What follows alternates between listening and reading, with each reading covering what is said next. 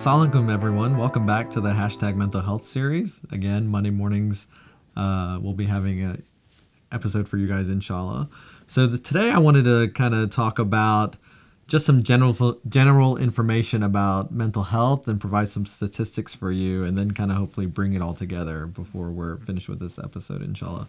So one of the things that I like to talk to people about when they come into the office is that our mental health is very important. It's something we should be aware of daily.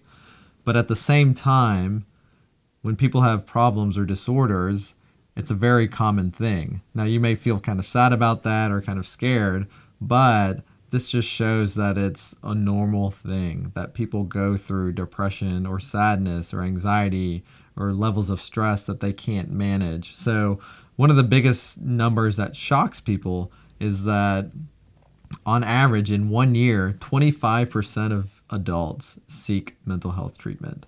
So think about that. 1 out of 4 adults have sought some sort of mental health treatment in the past year. And you might be thinking, wow, I'm walking around, 25% of the people around me are crazy. But that's not the case. And that's one of the myths that I work pretty hard and a lot of other mental health professionals work hard to get rid of. But with depression, anxiety, all those things, 1 out of 4, and I keep repeating it because I want to show that it's normal to have depressive feelings. It's normal to have anxious feelings.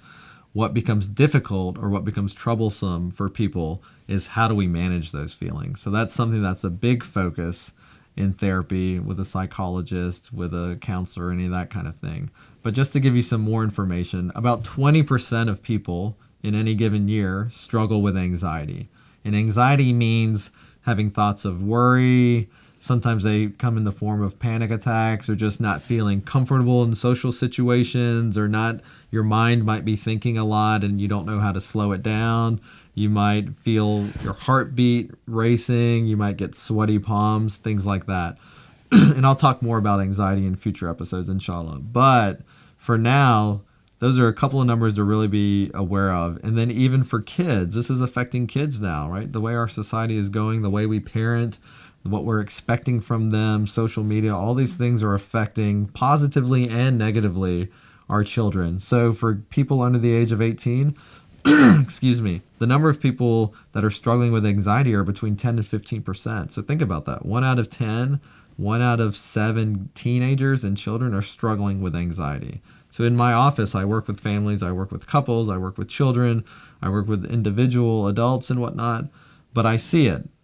A lot of the people that I see are kids that are struggling with how to deal with stress and whatnot. So again, 1 out of 4 adults are seeking some sort of services related to their psychological needs, and 1 out of 10 to 15 10% of kids struggle with anxiety. And then with depression, the numbers are a little bit lower, right? About 1 out of 10% of adults, 1 out of 10, about 10% of adults struggle with depression. And for kids, it's a little bit lower, but it's about 7 to 10% of children in any given year, children or teenagers, struggle with a depressive episode that year. So I'm not saying this to scare you. I'm not saying this to say that like we're a society that's falling apart. I'm saying this to say that your feelings, your sad feelings, your happy feelings, your anxious feelings, your angry feelings, they're all normal. What makes them out of whack or get to a distressful level is how we deal with them. And part of what we do in therapy is talk about it and learn how to better deal with our feelings, how to better deal with our thoughts, and to understand how do those feelings and thoughts affect how we think about ourselves, how we think about other people, and how we interact with other people.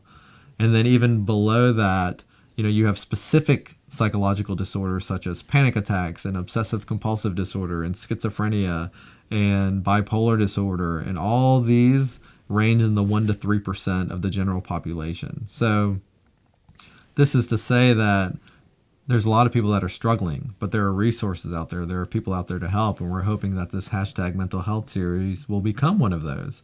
So inshallah, we'll have more videos, we'll have more episodes for you guys, and we're going to give you guys more information. We're going to answer some of your questions, and we're going to try to take the stigma away from mental health, because the last thing I want to say is that even with these statistics I've given you, there are more statistics that say about 1 out of 2, about 50% of the people that need services actually seek services, and the rest do not.